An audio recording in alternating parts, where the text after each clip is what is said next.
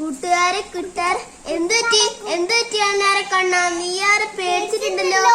ഇന്നലെ രാത്രി ഏതോ ഒരു പക്ഷി എന്റെ മരത്തിന് ചുറ്റും പറക്കുകയായിരുന്നു. നല്ല കറുത്ത നിറം, വലിയ ചിറകുകൾ. ഞാൻ പേടിച്ചു പോയി.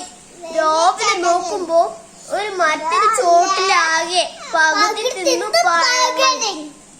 നീ പേടിക്കണ്ട, പക്ഷെ നിന്നെ ഒന്നും ചെയ്തില്ലല്ലോ. അത് ഏതായാലും പക്ഷിയാണ് ഇതെന്ന് ഉറപ്പായി. കറുത്ത നിറമുള്ള വലിയ ചിറകുള്ള പക്ഷി. അപ്പോ ആ പക്ഷിക്ക് രാത്രി കണ്ണു കാണാൻ കഴിയുമായിരിക്കും.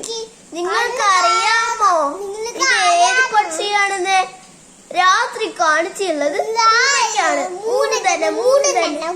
എന്നാ നമുക്ക് മൂങ്ങയെ കണ്ടുപിടിച്ച.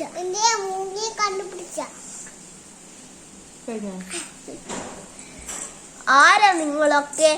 എനിക്ക് നന്നായി കണ്ണു കാണാൻ പറ്റില്ല. എന്താ വേണ്ടത്? കൊള്ളാം. ഇന്ന് നമ്മൾ കണ്ടുപിടിക്കാൻ വിചാരിച്ചോ?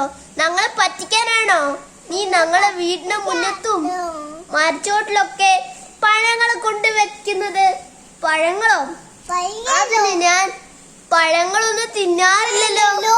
അപ്പോൾ പിന്നെ ആരാണ് ചെയ്തത്? ഇനി നമ്മൾ എന്ത് ചെയ്യും? എനിക്കൊരു സൂത്രം തോന്നുന്നു. നമുക്ക് ഈ പക്ഷിയെ ഒളിച്ചെന്ന് പിടിച്ചാലോ? എങ്ങനെ? നമുക്ക് കുറച്ച് പഴങ്ങൾ ശേഖരിച്ച് ഒരു മരത്തിന്റെ ചോട്ടിൽ കൊണ്ടുവെക്കാം. എന്നിട്ട് ഒളിച്ചിരിക്കാം. പക്ഷി വരുമ്പോ പിടിച്ചാലോ?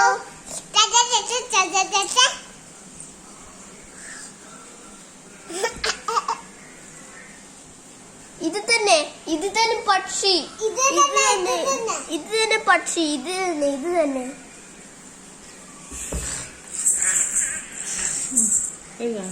ഇതെന്തൊരു പക്ഷി? തലകീഴ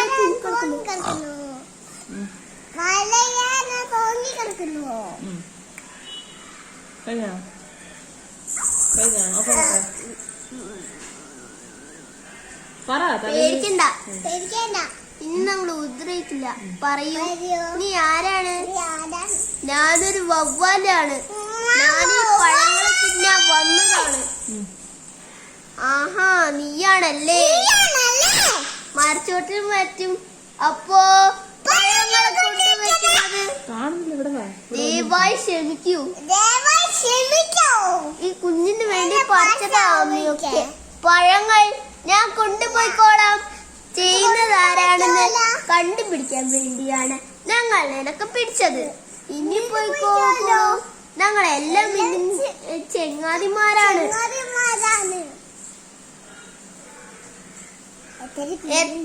എത്ര കുഞ്ഞുങ്ങളുണ്ട്? പറക്കാനായോ? എങ്ങനെയാ രാത്രി പറക്കുന്നത്? രാത്രി കാണാൻ കഴിയോ? എനിക്ക് ശബ്ദത്തിന്റെ സഹായത്തോടെയും വഴി കണ്ടുപിടിക്കാനൊക്കെ അറിയും. അയ്യോ, നീയൊരു അത്ഭുത ജീവി തന്നെ. നിനക്ക് എത്ര കുഞ്ഞുങ്ങളുണ്ട്? പറക്കാനായോ? എനിക്ക് ഒരു കുഞ്ഞേ ഉള്ളൂ. അവന് പ്രസവിച്ചിട്ട് 3 ആഴ്ചയായി. പക്ഷികൾ പ്രസവിക്കോ? ഞങ്ങൾ വവ്വാലിയെ പറക്കുന്ന ജന്തുക്കളാണ്, പക്ഷികളല്ല. ഞങ്ങൾ പ്രസവിക്കുകയും കുഞ്ഞുങ്ങൾക്ക് പാല് കുടിക്കുകയും ചെയ്യും. അത്ഭുതം തന്നെ. നിന്റെ കുഞ്ഞെവിടെ? കൂട്ടിലാണോ? അതെ, അവൻ എന്റെ കൂടെ തന്നെയുണ്ട്. നിന്റെ കൂടെയോ? എവിടെ? പേടിച്ചിരിക്കുക. കൂട്ടുകാരെ നോക്ക്.